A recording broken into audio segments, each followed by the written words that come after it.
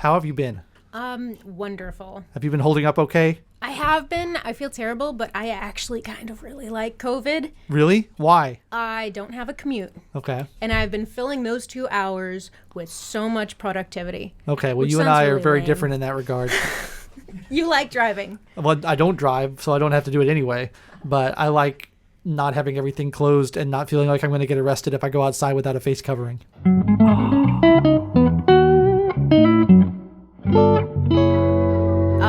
Oh, and you're in DC proper. Yes. I'm just past the Potomac. Yeah. So I get a little more flexibility. Cool. Yeah. Well, you are our first guest on Last Call from outside the organization. Your name is? I am Laura Gingrich. And we used to work together at CRTV before it became Blaze TV. That is true. And you're a very Way back. creative and interesting artistic person. And I thought we could talk about art today because you like movies and I like movies. And there are no more movies. Movies are gone. We have no more movies. It's over. No, Tenant kind of came out. We should have looked at those box office numbers before we... Do I open this? Yes, please do. Oh, okay. We should have looked at the box office numbers before we jumped on this podcast, but I'm under the impression that Tenant did not make... No, it did not. It was supposed to be like the film that brought everything back, and it didn't do well, and so that has scared off other film producers. Thank you. Yeah. What are we drinking today? Oh, today, this is a good story as well. This is one of my favorite stories. This is George Cassidy. He's the man in the green hat. So, Prohibition happens just a couple years after World War I, and George Cassidy was a man manning the cannons. He comes back to D.C., he can't get a job, and so he realizes that 4 out of 5 representatives are still drinking, and you could fit the total number of sober senators into the back of a taxi cab. Right. The 2 senators from Utah, and then a senator from Texas, who's later discovered to have one of the largest stills on his property. Right. So he starts bootlegging Cheers. to the men who made it illegal to drink. This is a local D.C. distillery. They used to make gin. Oh, I guess they still make gin, but I guess they've been around long enough now that they can age some whiskey. Yep. Have it in barrels. Good. They hit that 3 years, maybe a year ago. It's nice. It's a rye, if you like rye. Yeah, I like it. It's good. Got a Yeah. little bit of spice to it, which is always nice in a rye. I like it. I like mixing drinks with it, too. It's What nice. kind of drinks do you make with it? I have to do old fashions. Old fashions? What about Manhattans? I like Manhattans a little too dry for me. Okay. I like them sweet and fruity. Okay. Very good. What's your drink of choice? I'm a gin man. Yeah? I like gimlets. That's probably my favorite cocktail. The cocktail of the private detective Philip Marlowe from the Raymond Chandler books. Yeah. Classic. Love them. So how do you make those? They're very simple. It's just gin and then either fresh lime juice or Rose's lime cordial. I like to mix the two so you get a little bit of the sourness of the fresh lime juice and a little bit of the sweetness of the Rose's lime. And that's it. And put it in a cocktail glass. Serve it very cold. I feel like for one of these episodes, you need to do like a cocktail mixing episode. Yeah, we're going to do that at some point. It's just like there's not a sink or any ice up here, so it makes it a little harder to do. But yeah, we should totally do that at some point. That's fair. You could get away with like a mini fridge maybe or a mini freezer or just a bucket of ice. Yeah, we could do especially because that. there's so much history in cocktails. Like that in itself could be really fun. Yeah, and I keep thinking that that Prohibition is a really good analogy to what's going on right now because everything was shut down. You couldn't have bars. You couldn't go out and celebrate the way people used to. And there was just like massive civil disobedience. People just said, no, we're going to do it anyway. And now we're not seeing that. We're seeing no civil disobedience. And it really makes me sad. Maybe you're just hanging out with the wrong people. Maybe I am, but I haven't seen any news stories about it. I know a couple bartenders in town. And when this whole thing started, I was like, Speakeasy. You know, put black cloth over the windows, keep the noise level down. Nobody will know. And they're like, no, we can't do that. It's against the law. Like, so disappointing. I feel like you need to get out of DC. I probably do. But, you know. Where would you go? I love New England, which is not any better, unfortunately. But, like, from a culture and climate standpoint and, like, the oldness of it with the oldest part of America, I love the kind of atmosphere in New England. All my favorite writers are from New England. You got Nathaniel Hawthorne and Herman Melville and Edgar Allan Poe and all those guys. And it's just got a great kind of atmosphere feeling to it. I can't believe you didn't list Stephen King. Well, Stephen King's okay, but he's not my favorite. That's fair. Yeah. He never rewrites anything. I got to finish the Dark Tower series at some point. I liked The Gunslinger, but It's very Stephen King in that, like, he doesn't rewrite anything and he doesn't plan ahead. He just sits down, he writes, and then he sends it off to his publisher. Yeah. And sometimes you need to have a plan. In or at fairness, least those are the books that I like. In fairness, it gets better after The Gunslinger. Does it? That's probably the worst book in the series is the first one. Okay, because when I said I liked it, it does slow down a lot around book 5 as well. So I've been taking my time to finish it. How many books are there? There are 7. I'm on book 6 right now. But I do want to talk about art and your theories. You sent me a long text that filled up 7 pages of my text about your views on patronage and art and all that stuff. And I kind of want to just we can start as a jumping off point on what's the future of all these performing arts under COVID, because Cirque du Soleil filed for bankruptcy, and a lot of these theater companies are going out of business, and movie theaters or at least Regal movie theaters are indefinitely closed, and all the other independent theaters in DC are indefinitely closed. And I guess everybody's waiting on the James Bond film to rescue it, but who knows if that's ever going to come at this point. I don't know. It's the last one with Daniel Craig, isn't it? I think it his so, yes. final hurrah? Yeah. I don't know. And then they're going to replace him with a new guy or girl or whatever they're doing. A lady with James Bond. Well, she's not going to be James Bond. It's an important distinction. She's not going to be James Janice Bond. She's going to be... That sounds like a stripper. She's going to be 007, but she's not going to be James Bond. She'll be someone else inheriting the number from him rather than actually being him, which is okay with me. I'm fine with that as long as they keep Judi Dench. Yeah. And I know she's 100 years old, but they can Leia Organa her as well. Right. It'll be fine. They've got the budget. I hope they don't. I hate that. But yes, I don't mind them having a new person take over the role. I just don't like them changing the actual character. If you say, oh, actually James Bond this whole time has been a different race or a different gender, that's silly to me. Don't do that. Just create a new character. And that's kind of what they're doing. So I'm okay with that. That's fair. That's fair. Are they retconning anything about it, or is she just picking up? I think she's just picking up where he left off. That's going to be a hard script to write. I do not envy that person. But fun, challenging, and interesting. Do you think the Broccoli family still owns everything with the James Bond stuff? I don't know. I don't know either. Why are we whispering? Okay, anyway, rewinding. I'm sorry, I've taken this on 6 different tangents. Art and the future of art is such a big topic. Okay, specifically, where do you want to go? What do you want to talk about? Well, what do you think is going to happen? What do you think is going to happen with all these different industries, concerts, performing arts, theater, circuses? If people can't go out and experience these things, what's going to happen with all these different forms of performing art? I think with every industry, as with every other industry out there, we've simply pushed a fast forward button on all of these industries. Magic is really cool, and magic is a very personal art form, but you see so many kids now using TikTok and using camera techniques and using just After Effects to make really cool magic happen. Yeah. I think I thought of magic because you mentioned circuses, and circuses have been declining. I was thinking of Cirque du Soleil filing for bankruptcy. I know that there aren't really any circuses left anyway. Yeah, which is a shame, because they're the last stand. There are performing arts troupes that do cool stuff that are no longer going to be allowed to do cool stuff. We can say ballet if that makes you happier. Russia will keep ballet alive. Yeah, I hope so. Yeah. I wonder if the future of indie arts is going to be more like Meow Wolf, like George R.R. Martin's indie artist collective, where they just basically buy up derelict buildings because the real estate market's tanked. That's true. And then they just create what are normally haunted houses, but themed to whatever they want.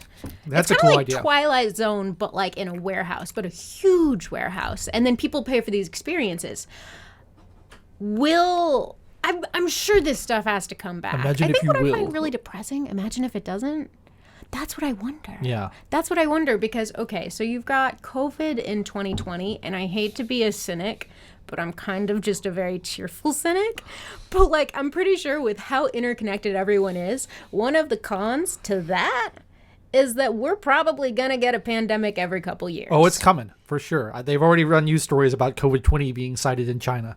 COVID-20? No, I'm not joking. Oh, because COVID-19 was the 2019 strain. Yeah. But we've already seen mutant strains in... Yeah, it's coming.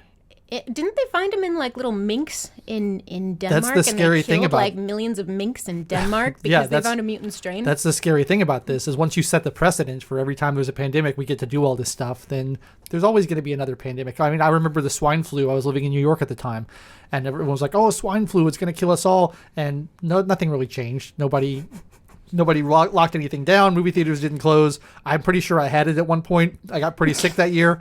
Got over it, and we went on with our lives. And yeah, people died from it, and it was sad, but like nothing, our culture didn't radically change because of the swine flu. But now when the next swine flu comes, even if it's something that's not nearly as serious as COVID, people are going to have this reaction again. I mean, or, and this is another side to that coin, which could be worse, what if something more serious than COVID comes out with a higher mortality rate, and people are like, well, that's like the new COVID, that's not really worth paying attention to. And then it does have these like huge death numbers associated There's with many it. things I'm worried about, and one of them is not that people won't be sufficiently afraid. It's fair. I haven't That's seen fair. any evidence to indicate that people will not be sufficiently afraid. Especially the way that media works today. Like Yeah. that is also something that is just, I don't know what's going to happen with news, but I feel like it's an industry that needs a radical shift. And what it is right now is so useless. Like you have a business model. Okay, the hard thing about news is you essentially are looking at these stories piling up. And the industry as a whole is trying to make money because they're companies and that's what they do and that's what they need to survive. Yes. But we end up with a lot of either cat videos, Which is or- fine with me. I'll take all the cat videos you got. I have no problem with that. I'll go for the puppy videos. Fine. Or Oh, you're you- one of those people? Yeah. Oh, Are you no. a cat person? Oh, absolutely. Oh no, I'm a dog We person. have a saying at Free the People that cats are libertarians and dogs are communists. Is that true? It is true. Guys, is that true? I guess. Yeah, it is it's true. claimed here. Yeah. That's what they claim. So, That's it's it. okay. We'll let it slide. But I'm just saying, like, cats are obviously the superior species. What about a ferret? No, I had a ferret as a kid. They're very smelly and horrible. Oh, they do smell terrible. I had a friend who was a hoarder and he hoarded ferrets. Oh, God. I can't even imagine. It sounds Their terrible. house smelled horrible. Yes, it would. It would. What were we talking about? What do you want to talk about? Circuses? Do you want to talk No, about I the get off news? the Do you wanna circuses talk thing. about- I said circus Oh. once, and now you're just fixated on circus. I like circuses. Do you? I don't. Yeah, I didn't think so. I challenge you just very briefly, very gently challenge you, and you immediately fold. I'm bad at poker. That's true. Yeah. I'm very bad at bluffing. Where do you think things are going? Where do you think things are going, both in terms of how the news is operating and in terms of arts as a whole and movies? I genuinely don't know, because for a long time I was convinced that people were going to get fed up with all this stuff and go back to normal and be like, I don't care anymore. I'm no longer afraid. And I don't see any limit to people's capacity to be afraid at this point. And so as long as you have the media that keeps ginning this up, which I think they will, I've seen on my phone news stories every single day for the past 8 months. It says, new spike in cases, new spike. It can't be a spike if it's every day. That doesn't make any sense. But they're saying it every single day that there's a new surge, a new spike, and people just seem infinitely willing to tolerate it and go along with it, and it's very distressing to me. And yeah, I don't know what's going to happen. I guess everything's going to move online and be streaming and stuff, but I mean, movie theaters have been on the way down for a long time, and yeah. I feel like they're overdue to go out of business, and it'll make me sad because I like going to the movie theater. No, I don't think they're all going out of business. I think we're just essentially looking at like a movie theater is essentially turning into a museum now. Mm-hmm. I think the real question is what's going to happen to blockbuster films, because I always think that there's a market for the art house cinema Yes. and the revival cinema, which are two totally different cinemas. Yeah. Especially when you mean to go to one, you end up at the other, and don't do it. Well, maybe that will be a good thing, because if that actually does happen and blockbuster films sort of fade away because there's no way to distribute them the way they used to, then it gives more of an even playing field to the art house cinema and the more independent film. That would be great, because I kind of hate blockbuster movies. They're terrible, and they're poorly written, and there's no story, and it's just explosions and special effects for 3 hours now. And I'd be perfectly happy for those to die and never come back again, and we can just see like good character-driven, story-driven little dramas. I'd be very pleased with that. I'm wondering if the blockbuster audience is going to fold into the video game audience, and you're just going to get those people just They're foregoing the same thing, blockbuster. yeah. Exactly, and they'll just forego the blockbuster movies altogether, and they'll just consume the latest Halo. Halo's still a thing, right? I don't know. I haven't played video games in a long time. I think Halo's I a think thing. Halo's still a thing. Diablo? That hasn't been a thing for a long time. I like Diablo. Oh, me too. Too. I like both of those. I never played the third one, but the first two were great. Third one was I played terrible. when I was, this is such a tangent, but when I was a teenager, the first Diablo came out and all my friends were playing it and I couldn't afford it at the time. And I got like a demo disc of it that just had the first 2 levels. And I played those 2 levels into the ground. I got like the highest possible level of my character you could. I played those levels probably more than anybody else because I got so obsessed with it and I couldn't get the real game for so long. But yeah, it was a great game. That was my Zelda. I got like the guide to play it because my cousin had like the game and the guide. And she was like, well, I'm not going to give you my game because she's a smart 12-year-old. Here's my like guide. And I just read that paper book guide. I knew the game back and forth. It's a great game. game. And I've never played it.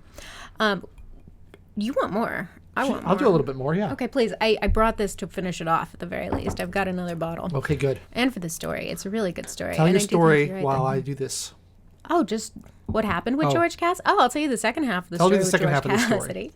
So he's bootlegging into the House and Senate. Thank you, for years and years and years. And he's known as the man in the green hat because he always has a green bowler hat. And then a couple months before... Where does one get a green bowler hat? I've never seen one for sale.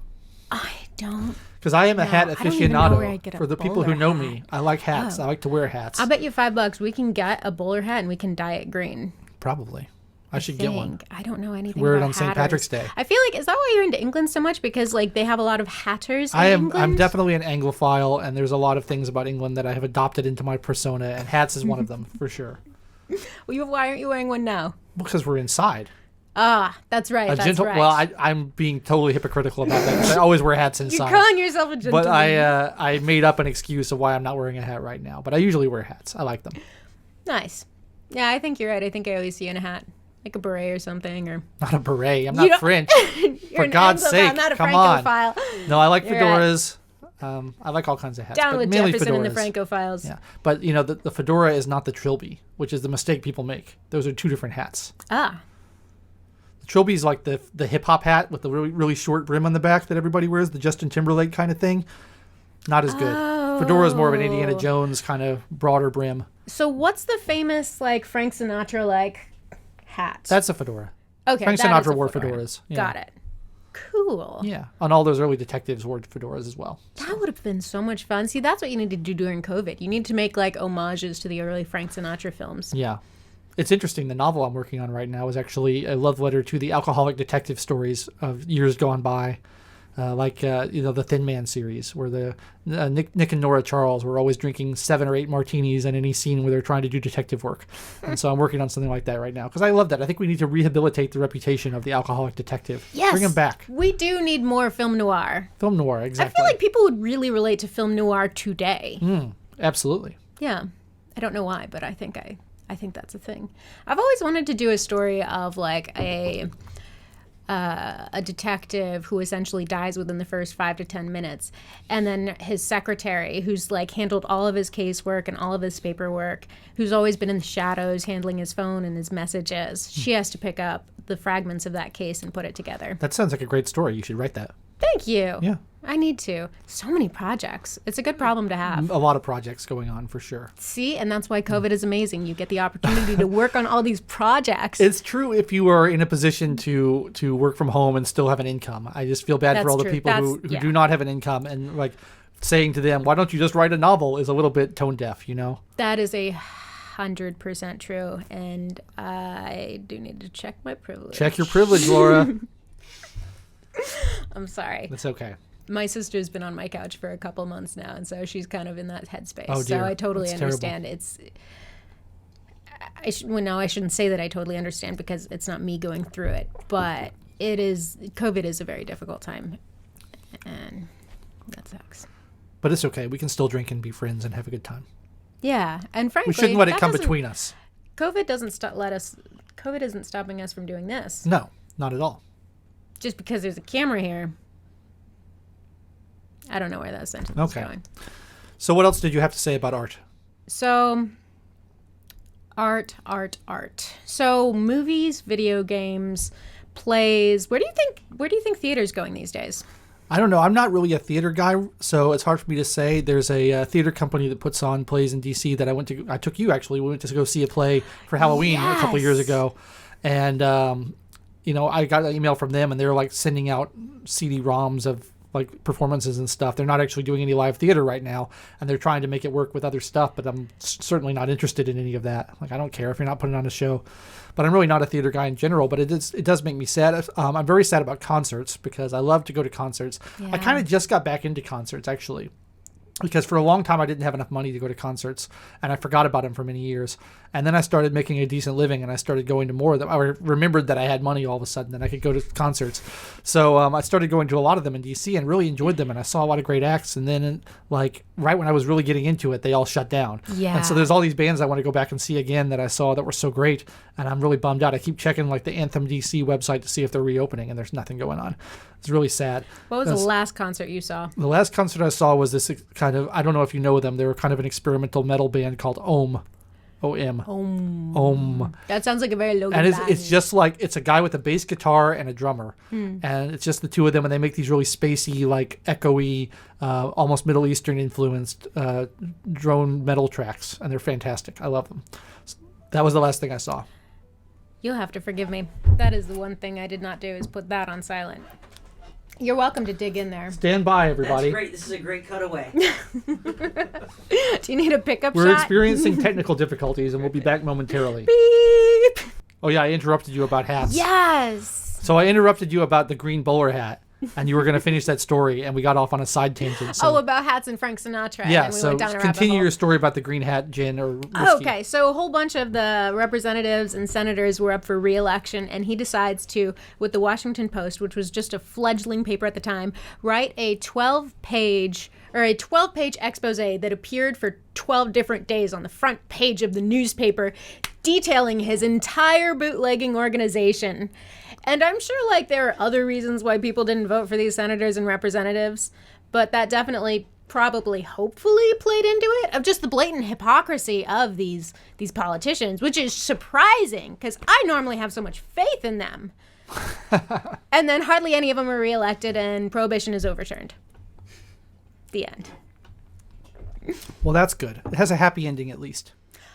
Yeah, I've always wanted to do a story about it and parallel it. Well, before COVID hit, I always thought there were a lot of parallels with that and marijuana, but it seems like marijuana isn't even really contraband anymore. I guess it's coming up on the anniversary of Prohibition ending, which is December 5th, if I remember correctly. Wow. So yes. when this episode airs, it will be right around that time.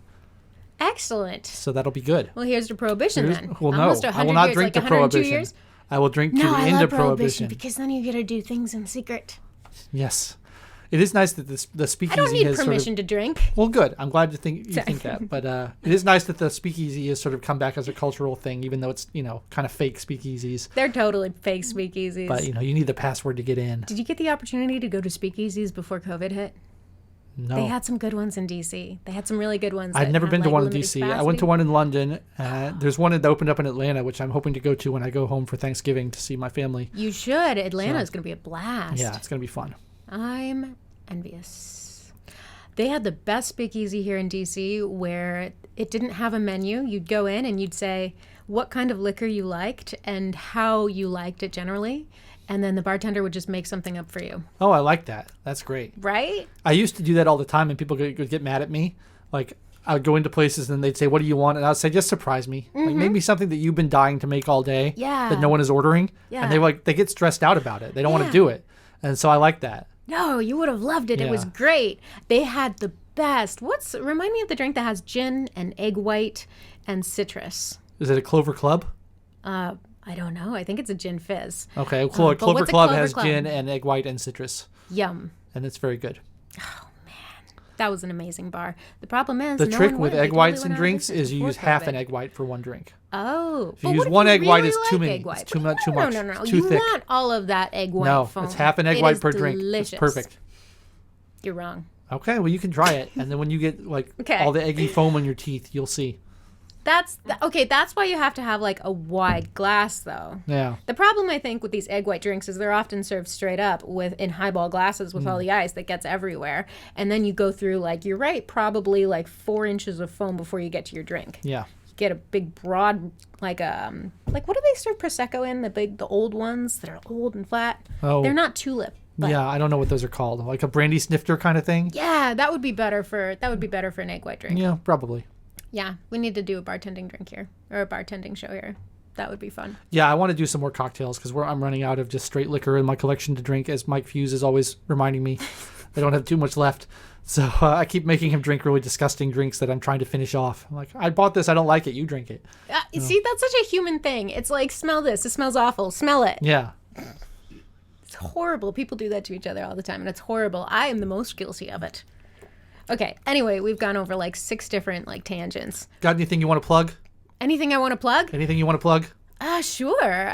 Something that I'm working on. I have 2 major projects. I think you guys would really like Concordia, which is essentially, thank you. It's been a minute and a half since I've pitched this. I haven't spoken to anyone in months. Let's be a little quicker on the plug. Okay. The plug is for Concordia. It's a show with 6 kids with different perspectives and worldviews, rebuilding a society on a small island and uncovering the story of an ancient civilization that once lived there that was ripped apart by tribalism. This is an animated series. Yes, this is an animated show that I'm developing. I put out content and artwork on Instagram. You can go to GreyMM, Grey, GreyMM.com to find it, or Laura Gingrich Instagram. Perfect. Well, thank you for joining me, Laura. This was a lot of fun. Thank you for having me. This was delightful. Cheers.